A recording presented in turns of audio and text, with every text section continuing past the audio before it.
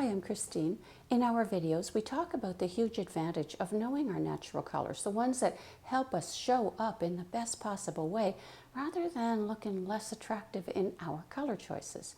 So shopping might begin with finding a color in a garment that looks like a good match for one in our seasonal color palette.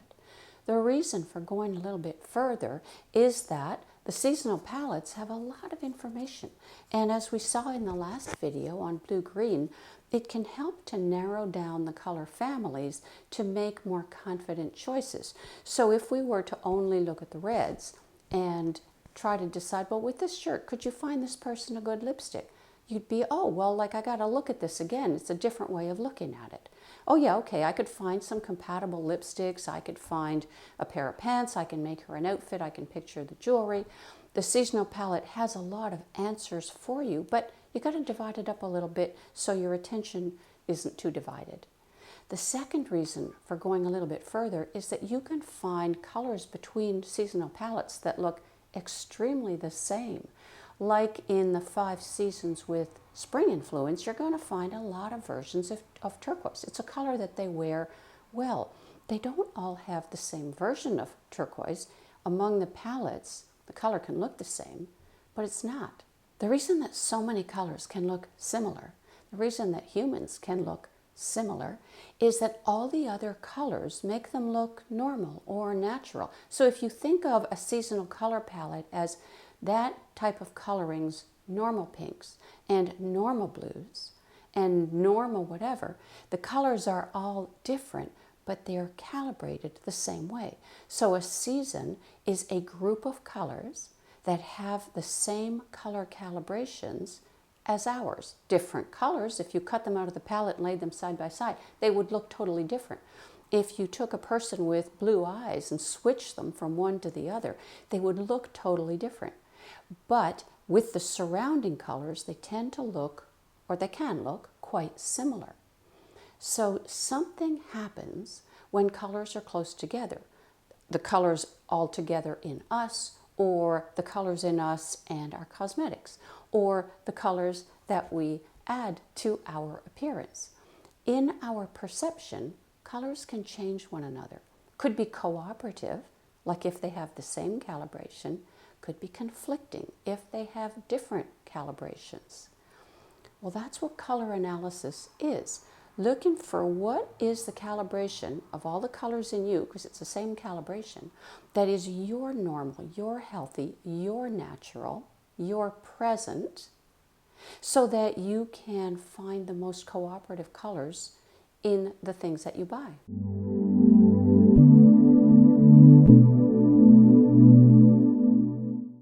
Many viewers enjoyed the sweater image back in Blue-Green Part 2, and it was panel number 6, where we looked at how colors influence one another and wanting to use this to our advantage in what we wear.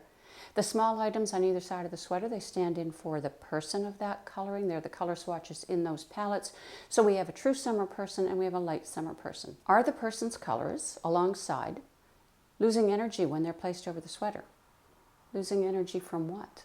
From how they look off the sweater. Our colors before we start adding colors to our appearance. So say the white background. We want our colors to stay as they are and form beautiful relationships with our clothes. And so if our colors are drained or yellow or faded, why wear them? Some palettes have a white border around the colors, like the one I showed you earlier. This is from NDU Colors in the United States. Some don't. Some are made of fabric. It's fine. They all can be quite excellent. The idea is just to be able to see the color in the palette without a color interaction from a garment. You could use a light gray tablecloth. I do it a lot. You can use a piece of white foam board, just a place to see what the color looks like on its own. What's happening here? The small items, the person, hard to see in the sweater. You're too aware of the sweater. Person is sinking or fading into it compared with how they look on their own. You wouldn't say that person, let's say here the hat and the bracelet, they're not uplifted or defined or enhanced. They're actually a little bit lost. You got to go looking for them. So however that sweater looks on a shelf, worn by a true summer or a light summer person, others see this. hard to make out the edges of the person, the face. The palette's your face, and it predicts how you will look wearing certain colors. So the dark colors show up better, but we want all our colors to be visible and vibrant. All of you, not just the dark colors. It does seem strange. The colors that can look so much the same on a shelf can look so completely different when different people wear them. There's a color interaction called simultaneous contrast, where one color affects how we see another when they're close enough together. This is close enough together, very close together. I used my own foundation color here or something close, but colors changing one another happens regardless of skin pigmentation. Wouldn't even have to be a skin tone, could be any color. You may see the image, how the same skin tone looks different depending on the color around it. Color can be behind the face, beneath the face, directly on the face. The effect is the same, framing the face. In fact, one place where you really notice this is people who have some silver in their hair, like me. The hair color, when you change the colors, can look like 10 years ago or 10 years from now. It's very dramatic. If the skin tones look the same to you, that is perfectly normal. Not at all a sign that you don't see color. You have to learn to see color, just like you have to learn all sorts of things. And it comes with practice and exposure. It's like learning color analysis. At first, you're changing the colors and thinking, these look the same to me, this person looks the same. What am I supposed to be seeing here?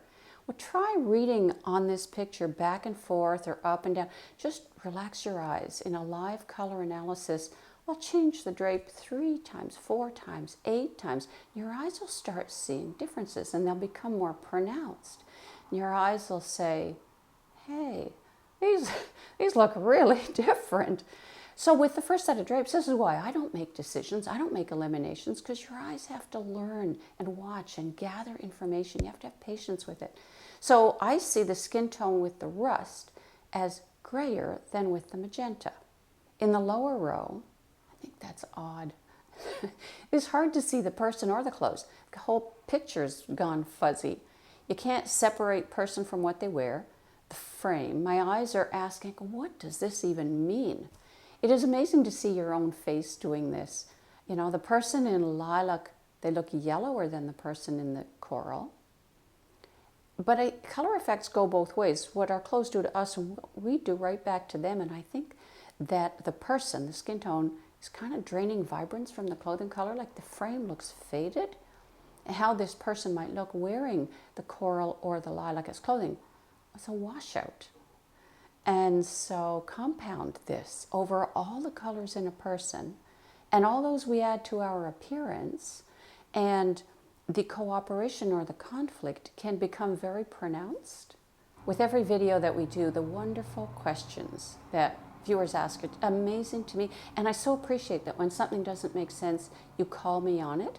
One viewer said, I thought we were supposed to find a match for our color palettes. I thought blending in meant harmonizing. Brilliant. Let's look at some pictures. Our eyes tell us what a color is relative to the colors around it. So here the question we're asking, same as with the turquoise sweater. Do the palette colors, the person's colors, the dots, change on and off the garment? So look at the swatch off the garment, now look at it on the garment. You've got to have a comparison. Is it easier to see the color swatch on or off the garment? Well, now it's hard because there's no white border, there's no separation right on the pants. Easier to see, of course, on a white border. But do they hold their energy? So what I mean by that, on the light spring side, do you find you have to kind of look for the colors? You can't quite separate them from the pink pants. They don't have the same energy once they're on the pants. Just the person blending into their clothes. You cannot tell where does a person end and the clothing begin. Or you can only see certain parts of their face, and then others have drained color or changed color. Those features in this person might look blurry. The pink pants as blush might be too bright for that person. The second dot's more visible, but I think it's changed too. It's lighter, like it's more powdery. It's not holding its color energy. The third dot, that might be an exact match for the pants, but It seems less pigmented than off the pants. So the clothing again might be draining the person. And from a distance, this can be very pronounced. What you would see would be the pink pants, not the person wearing them. Bright Spring, the top dot looks a little cooler, a little bluer than it did on its own, but it doesn't seem faded. I think it has the same or similar energy than off the pants. Visible, distinct. The combination is comfortable. Second dot, also close to the original, visible, plausible with the pants. The idea is not whether you find pink and orange beautiful, that's a personal choice. It's, are they changing one another? Not bad at all. And then the third one, well, same, stays close to the original. So decision, if I'm a light spring, I'm not buying those pants. If I'm a bright spring, I will keep it as a definite possible, and I'll keep looking. Let's look at blending in some more. Same light spring person, same colored dots, you see them in the row above the shoes. Same question, where's the person the most visible, the dots, and where are they the least changed? Same with the wallet and the shoe. People see everything we wear all together at once. Where can those items show the person as they really are? For me, dress in the center is where the person's the most visible, and the dots are the least altered from how they look on their own. It is indeed challenging when colors are an exact match and you don't have any kind of white border around the color swatch, but it still works just fine in real life. And so it seems compatible. I don't think that they're detracting from one another, even though that they are a very close match. Also, the wallet and the shoes, person's visible, person's defined, and they are present as themselves, meaning the colors are not changing. The dress in the center is also the one where the dots are reacting the same way. We talked in the last video about don't just look at the swatch in your palette that's the closest match. Look at every color in the strip. Are they all reacting the same way? Or is one of them jumping out or fading, or the dark one looking suddenly too dark? The dress on the left, I can't see the top dot at all. Dress on the right, I think all three have faded relative to the person not wearing the dress. Dresses on the sides, they're warm, but they have this velvety look of autumn, I find. On the left, I think that person's draining the most into the dress. Dress on the right is better, person more visible, but as a light spring, I'm not convinced enough to buy it. A quick way to do that too, let's say with the dress over on the right, you can find a pretty good match. It looks pretty compatible.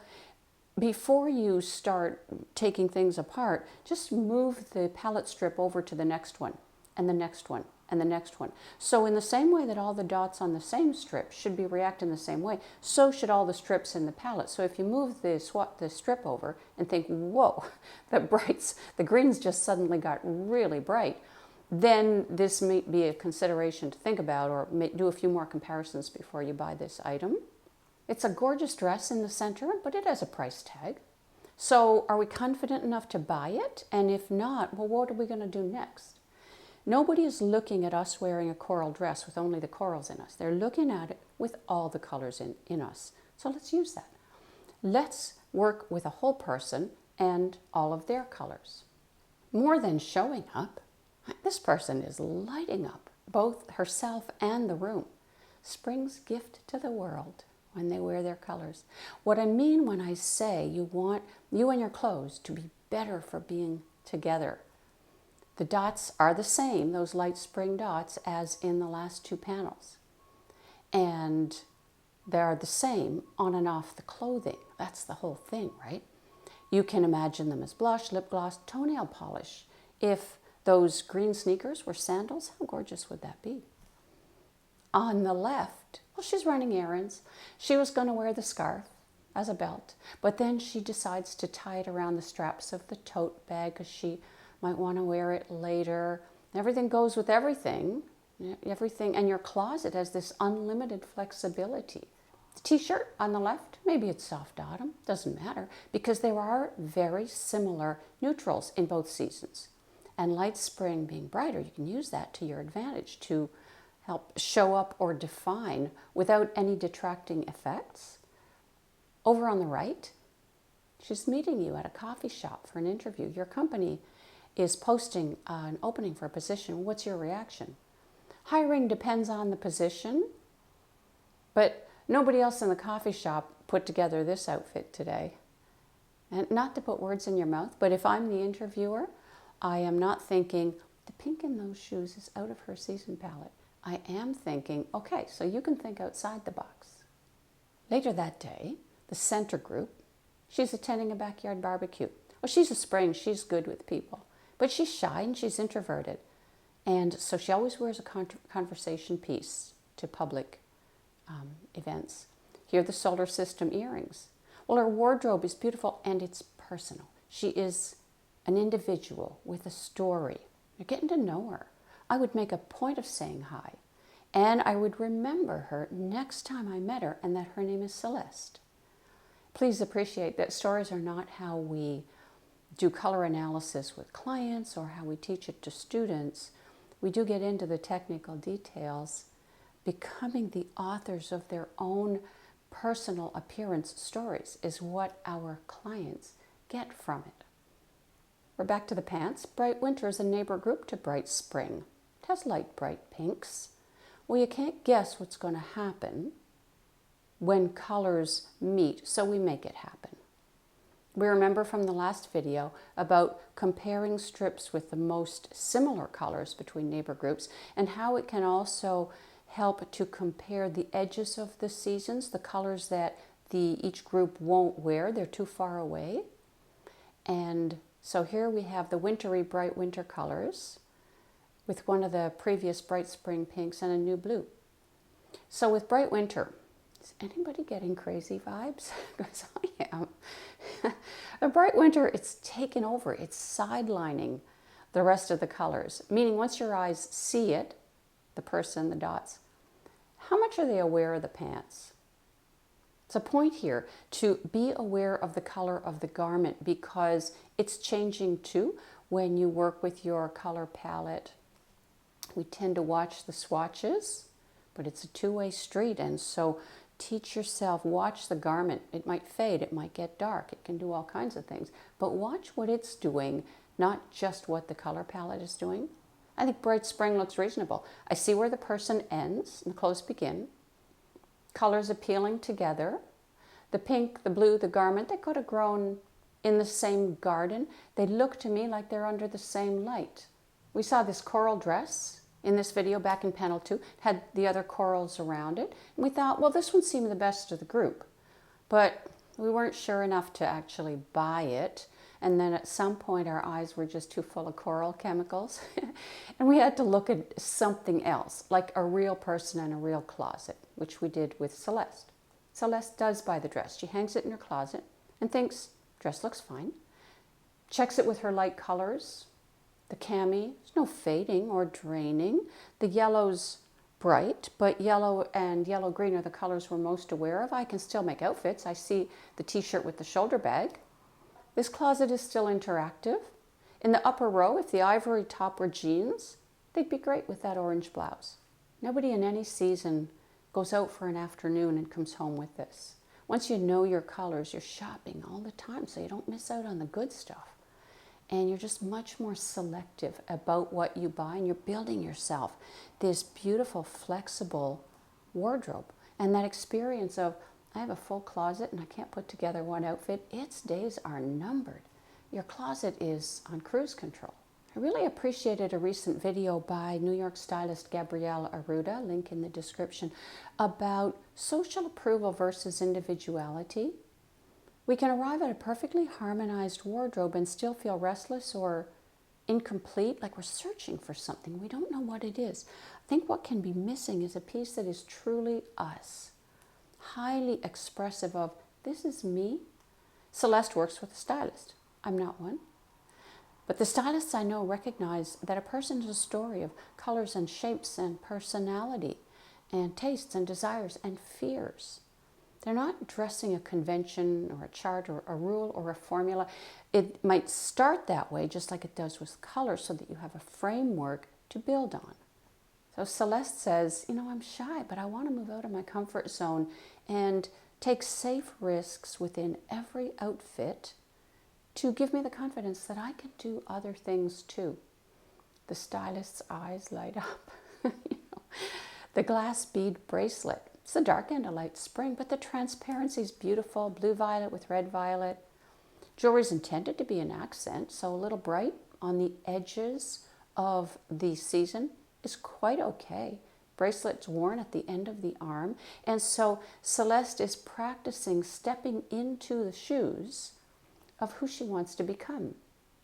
Let's apply our ideas to a real person. This is actor Ryan Reynolds. Someone might see the warm tones in the hair and the toasty brown eyes and think, warm. So they reach for Sahara yellow, and what happens?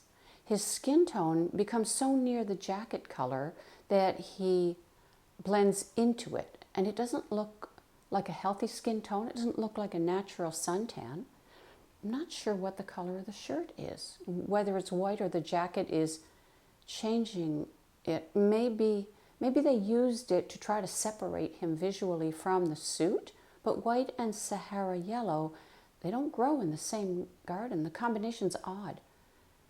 So this is a situation of maybe a conflicting type of simultaneous contrast.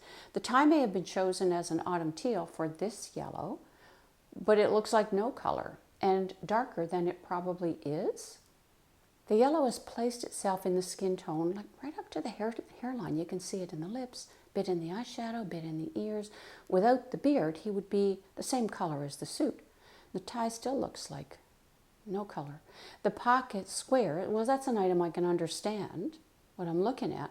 But Sahara yellow and royal blue, I'm not sure what to make of it, like a sapphire lying on a sand dune. Better. He's more visible. He's more separate from his clothing.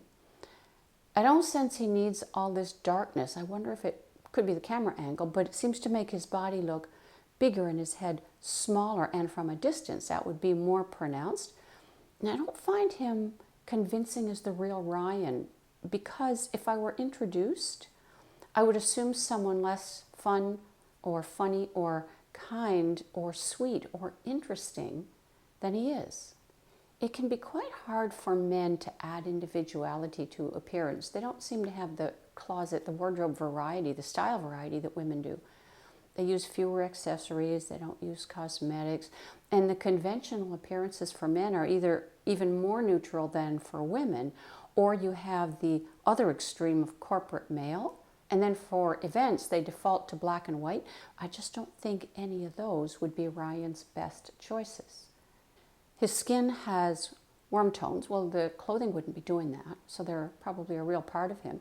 But we've seen that he's not all the way warm, or not all the way autumn worn, the way he was in that yellow.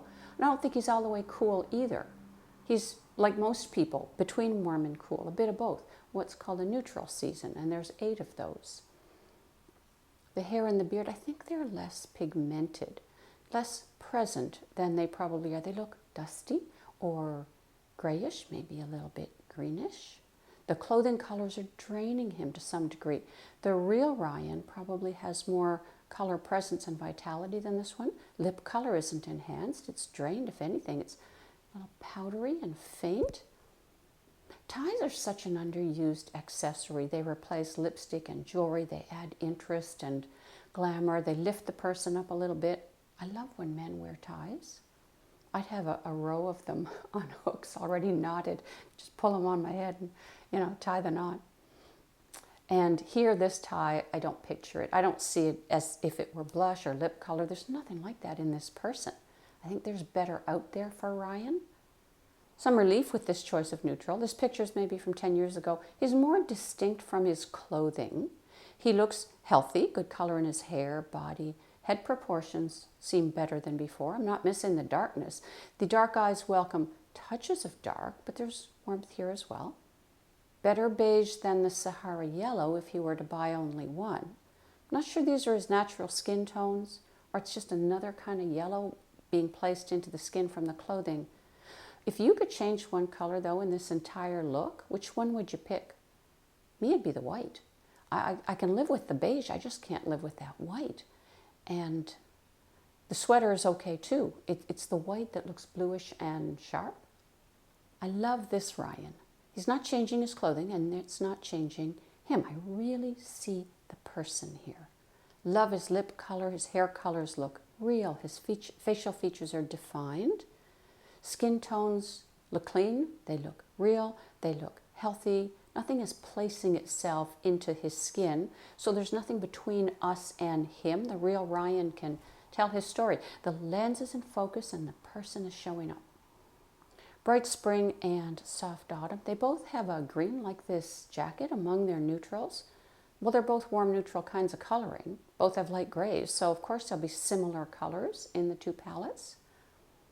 I don't know what season Ryan is or anybody from photographs, that just a mention, because we're going to be moving into a few colors, a few videos about neutrals. The bright spring version of this neutral is less pigmented. The soft autumn version is more green. Side by side, you would see that they are different. You may think, well, isn't that backwards? Bright spring is a more pigmented group of colors. Yeah, and so therefore the neutrals are less pigmented. There's an opposition with the color palettes where the highest saturation colors, often winter influenced, have the lowest saturation neutrals, the closest to the grayscale, for the eye to find balance in compositions, like a person in their clothes or a woman and her eyeshadow. Nice sweater. Similar to the t-shirt in our light spring outfits in image 3 above.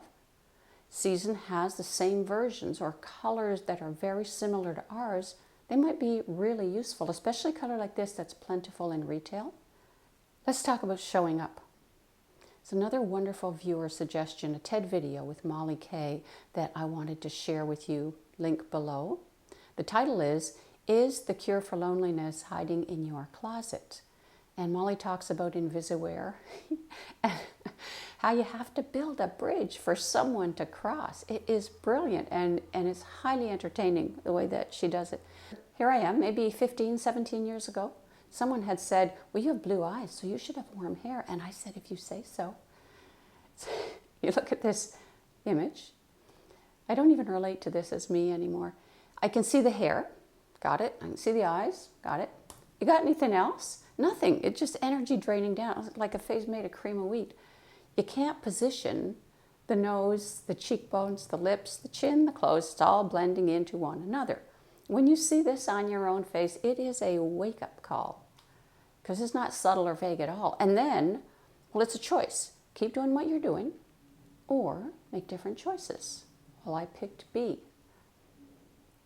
Is the me speaking to you showing up or showing off?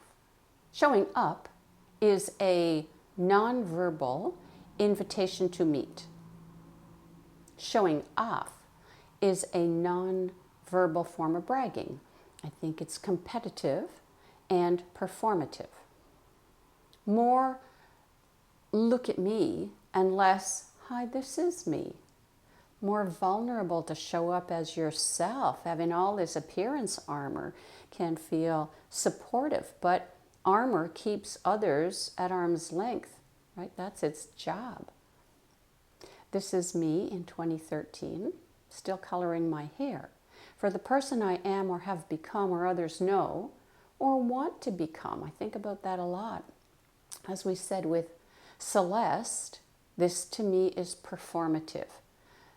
The eyes are behind the rest. What's happening is this person is keeping up with their hair dye. So everything they're adding has to balance that hair dye. And so I think she looks like she's in a competition with herself. She's trying to be somebody. Back then, maybe I was, or I was trying things out. Around 2015, I stopped coloring my hair. Thank heavens, everybody can exhale. With the dye gone and a few more experiences under my belt, other things came into balance too, inside and out, because they're a mirror for each other. It's rare for people to not care how they look. They may not care what others think, but there's an assumption there that the judgment's going to be negative. It doesn't have to be. We can remember every compliment and comment that we've ever received, but it dawns on us that people reward or encourage or support the version of us that is most convenient for them, who they want us to be in their life, who they've gotten used to us being in their life. So if they see us as people pleaser, they will say encouraging things when we create that appearance. And we have to rely on ourselves for creating great appearances. For some folks, appearance is competitive and it is performative, and that's fine. If someone asked you, what do you want from your clothes? What do you want from your makeup? Would you have an answer? It took me a while to come up with this. I had to try a few things. What I want my appearance to say is, hi, this is me.